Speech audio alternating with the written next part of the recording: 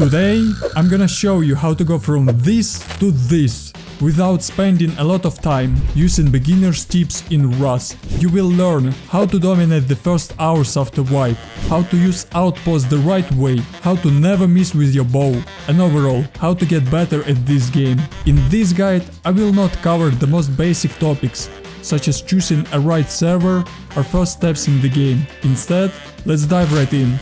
But first, let's make a deal. As always, hit that like button right now, and if I can't help you with these tips, then you can take your like back.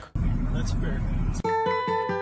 So, it's a wipe day, and you're excited about your upcoming survival. To make sure everything goes smoothly, you need to warm up. And what do you think is the best weapon you can use for it? Is it AK or semi or maybe MP5? Well, maybe, but the best weapon is a bow. After all, the first few hours after wipe are the most important, so whoever is better with the bow will dominate in the beginning. That's why you should start using this server. Here you can train your bow skills in real battles against real players, which will increase your chances of a successful first stage of survival. You can also use a crossbow or a compound bow for more confidence.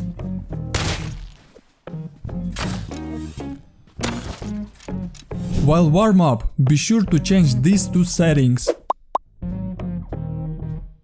The first setting removes the blood, which will help you see better, and the second setting removes the camera shaking while running, which is also distracting.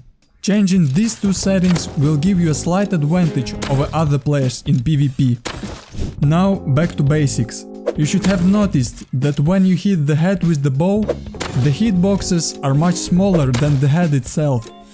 And that applies to all guns in this game.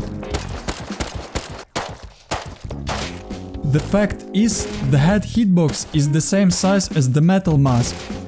So to always get headshots, you should aim for the upper part of your enemy's head.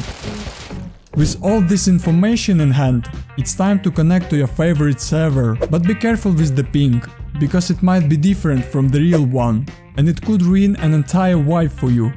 I recommend using this website. Here you can check the distance from the server to you, average FPS, active players, and get a full map with all monuments before you even join the game. And here you are, naked on the beach. Now you need to decide as quickly as possible where to build your base and fight for your life right from the very beginning. For beginners, low-tier locations are the best choice. For example, supermarket, mining outpost or junkyard. But the best choice would be the outpost. You'll see why shortly. Next, run to outpost as fast as you can. Pick up cloth, wood and stone along the way.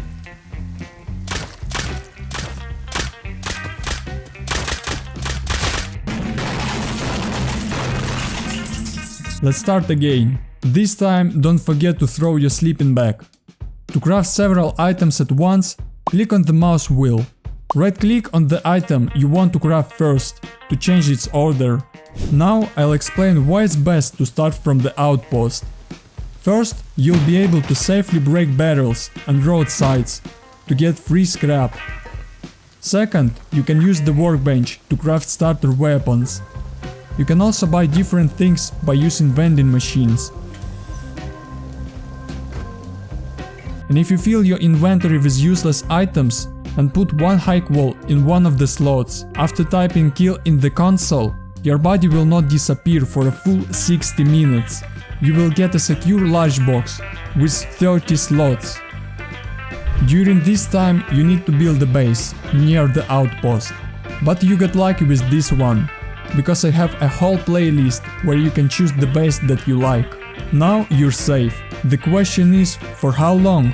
If there are bushes near your base, you could be in trouble. It's a favorite spot for the door campers. However, this can be easily fixed. Just place the foundations in the bushes and they will disappear. But no one is stopping you from using the same strategy. The perfect weapon for this would be EOKA, because all shotguns do the same damage. The only difference is how fast they shoot. And that's why Yoka comes out on top. If you press R button at the moment of firing, you'll make the shot instantly. Here you can compare the shot with and without this trick. To avoid wasting clothes for healing, you can use a rock or any other item that will add comfort next to the fire. You will slowly heal to a certain point in this case. Let's go back to the bow, because I didn't tell you the most important thing. I'm talking about bone arrows. It's a really magical stuff. These arrows have 20% less damage and 10% less flight speed, but to hit your enemy you can just shoot next to him, and the arrow will magnetize to your target.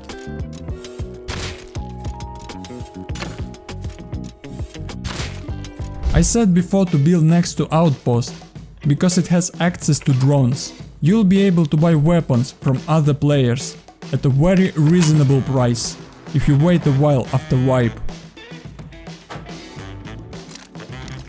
And you won't need to buy extra ammo if you bought a gun without bullets. First, you need to get a tier 2 workbench, and then learn the semi or P250 or any other weapon you bought. After crafting this weapon, it will automatically come loaded with a few bullets, which you can unload from the gun and learn. If you hit your enemy multiple times during PvP, but you are not sure if you killed him or not, use the combat log command. Here you'll see all the information, for example, the distance to your enemy, as well as the number of hits and damage from them. With all this information, you'll be able to predict your enemy's actions.